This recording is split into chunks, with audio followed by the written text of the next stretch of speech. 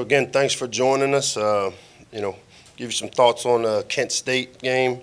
As I said after the game, as a staff, winning is hard, and to continue to find ways to win, even though we didn't play to our standard. As I told our team, it's good for me to see the disappointment that they had in not playing up to the standard that we set, because it means they're listening, and it means that they care. And so, we had a great film session. Unlike sessions typically when you don't play well, these kids know that they didn't play up to the standard, and they were eager to get in, especially with a short week, and get the corrections necessary. We did find ways to win, and I do think there were some good things we did in the game. Our defense really showed up in the red area. They showed up on third down. On offense, we continue to generate explosive plays, and as we've talked about, the recipe for winning for us is generating explosive plays and limiting turnovers. Well, on the defensive side, it's limiting explosive plays and creating turnovers. And so, again, I thought we did some good things, but obviously not to our standard, which to me is what we've got to get back to. With that being said, excited about the opportunity that Iowa presents for us. Iowa is a typical Iowa team. I've played against them and coached against them since 2005. Kirk has been there forever, and those teams are very consistent in the brand in which they play and they come with. I expect our fans to show up here. I'm excited about having them here at home in the Shell. Iowa is one of the top defenses in the country. They play very well, very well coached, in that they don't do a lot of things where they beat themselves. They're able to run the football, which in the Big Ten, if you want to win, you've got to find a way to run the football. And, again, will pose quite a challenge. Their quarterback kind of makes them go. They've got a very good running back in Goodson. And then, obviously, their center, a really big-time player, so they're really strong down the middle, as well as having some skill out on the perimeter. Defensively, 97 and 91 are really good players for them. Two of the top leaders of sacks in our league. Number 31, their Mike linebacker, does a really good job. You can tell he's the quarterback on the defense, and then obviously they do a great job of generating turnovers in the secondary with their corners, 33 and then 4 who play some field safety and some nickel. So really talented team across the board. A great opportunity for the Terps here at home, and we'll be challenged Friday, but really excited about it. And some things outside of the game. Obviously we're entering this Friday. We're going to be playing in a mental health awareness game, something that's very dear to me and my family, to bring some awareness to the stigma of mental health issues. And Iowa, I know, is participating, and a bunch of our players here in our athletic department has really supported it, along with a dear friend of mine who's come and spoke with our team the last few years, Rachel Barbeau. I appreciate any and all coverage that we can give to this important cause. As I like to say, when a guy tears an ACL or breaks an arm, it's visible. When a guy's brain or a person's brain isn't healthy, we don't always understand it, and I think it's up to us and people to have these types of platforms to be able to bring some awareness to such a great cause. Our captains for this week, Tayon Fleet-Davis, Jacorian Bennett, and then Taulia Tagovailoa will serve as our game captains going into Iowa. And with that, I'll open it up to questions.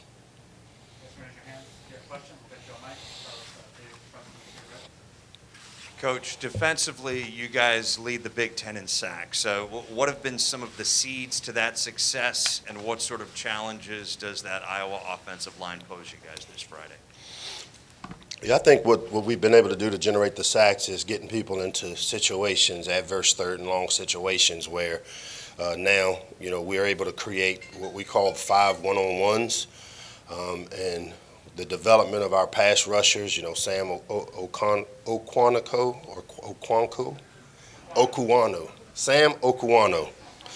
Sam O, we'll just leave it at that, has really developed into a big-time pass rusher for us. And we hope we can continue to do that. We've seen young guys like Chop Robinson kind of pick up the pace as a pass rusher. Having a healthy Chami has really, I think, helped us. But the unsung guys are those interior dudes that play the four eyes for us. The Greg Roses, the Ami Finals, and the Mo Kites. These guys do a great job of pushing the pocket.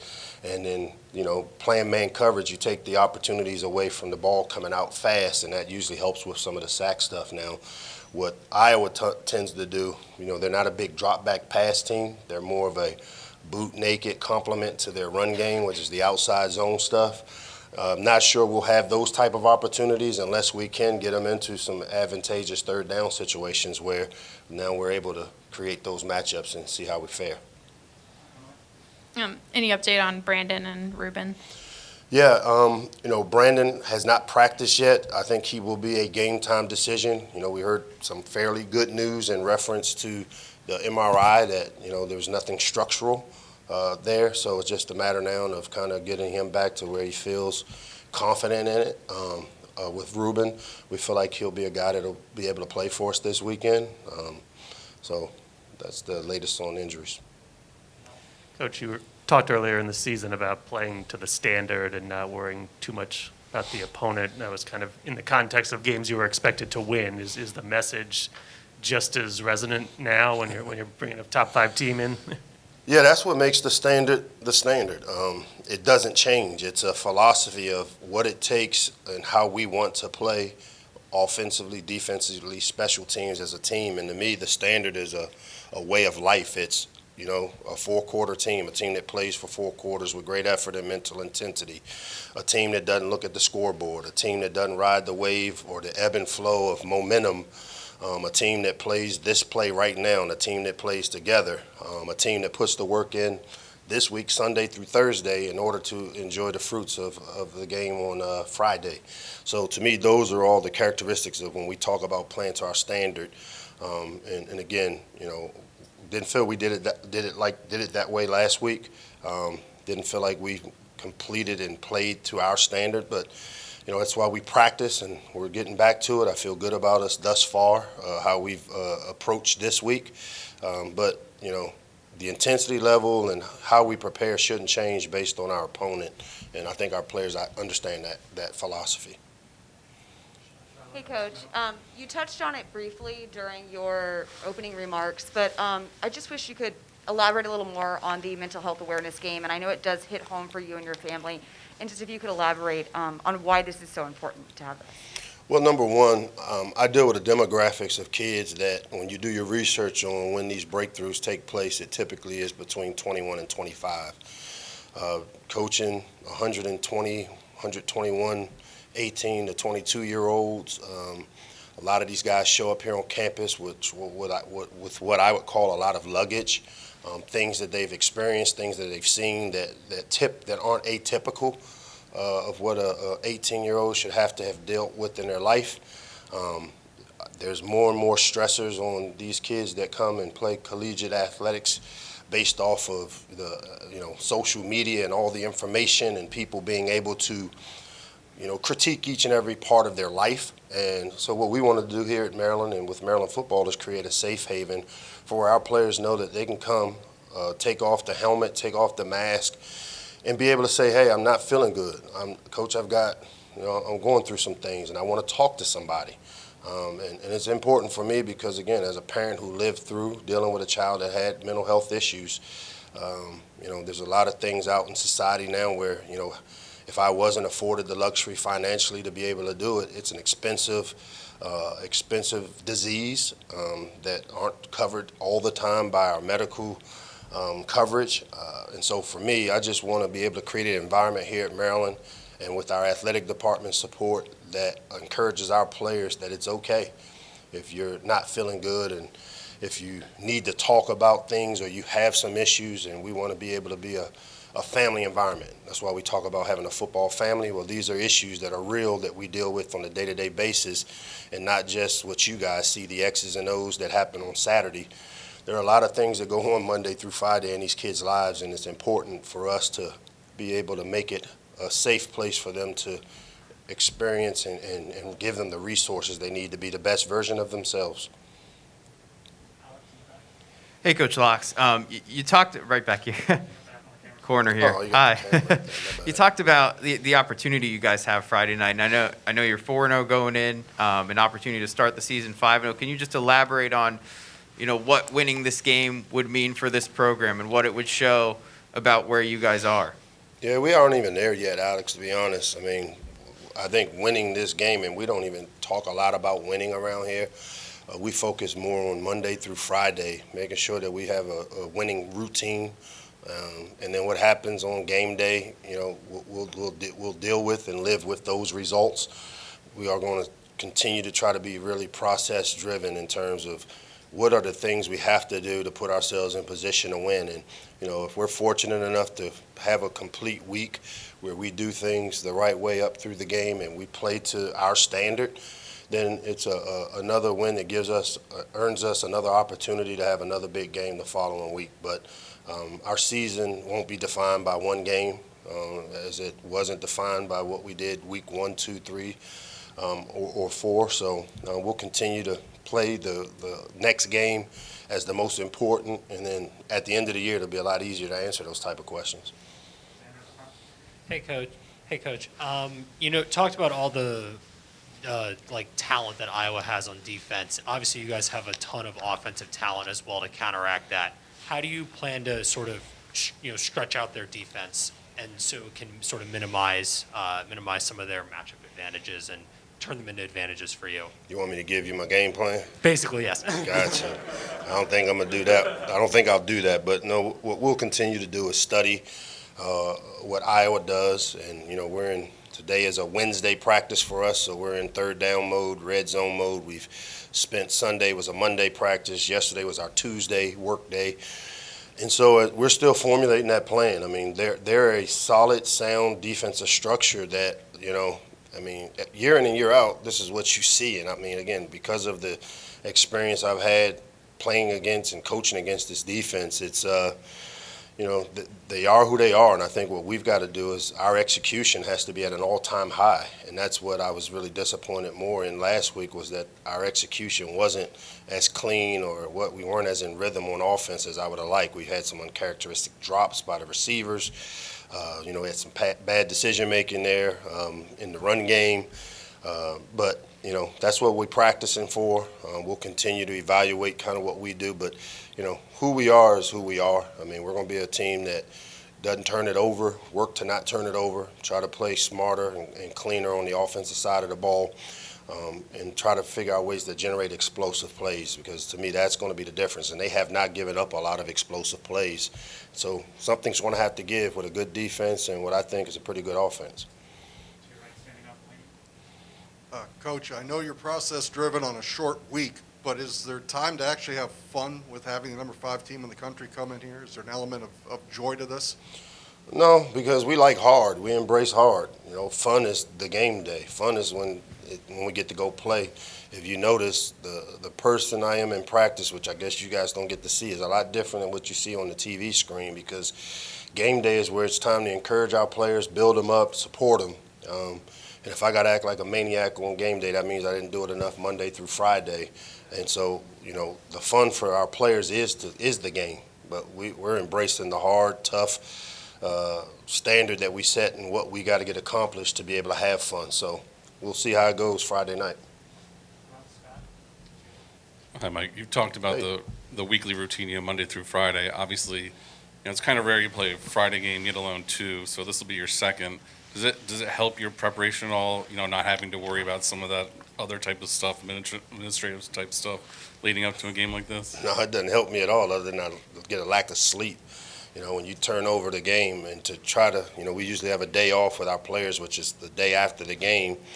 And for us as coaches, after our game Saturday against Kent State, we were up most of the night grading it, quality controlling the game, getting all the necessary finishing touches to get that game behind us, to prepare for a 5 o'clock meeting where we would have to put Kent State behind us and then introduce Iowa and then go out and have a night practice. And so If you ever taught school or any type of professor, there's a lot of planning that goes into having these type of meetings and these type of practices, and we get behind. And so I guess we're still the new kids on the block with having to play 2 Friday night games and back-to-back weeks almost, and it's just, at some point we'll get full membership to where we may not have to do this and make my life a little easier. Coach, Leah's growth as a quarterback over the last 4 weeks, being the new kids on the block, has he shown you the right stuff? Are you taking things step by step? Seriously, what has really surprised you about his play over the last month, and where would you like to see strides moving forward? There hasn't been a lot of surprises, Dave. I keep saying it. I had a chance to see this kid play high school football. I had a chance to see him elevate the high school team he played for, Thompson, which is in one of the toughest divisions of, Alabama high school football. He threw for over, I want to say, 14,000 yards in high school in 2 different states. So, unfortunately, he has an older brother that kind of is a famous guy, and sometimes you get kind of pegged as his little brother, but this kid can throw the football. This kid is a serious, really smart, driven leader. And I just continue to see that growth in him, where he's getting more and more and more confident in what we're asking him to do.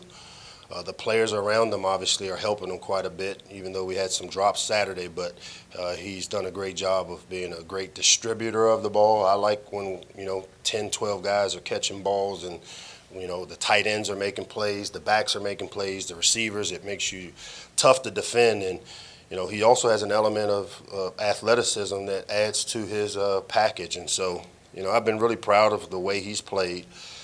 Again, I will caution, and I keep saying this, he is, what is this now, 8 games into a starter at the Division I level.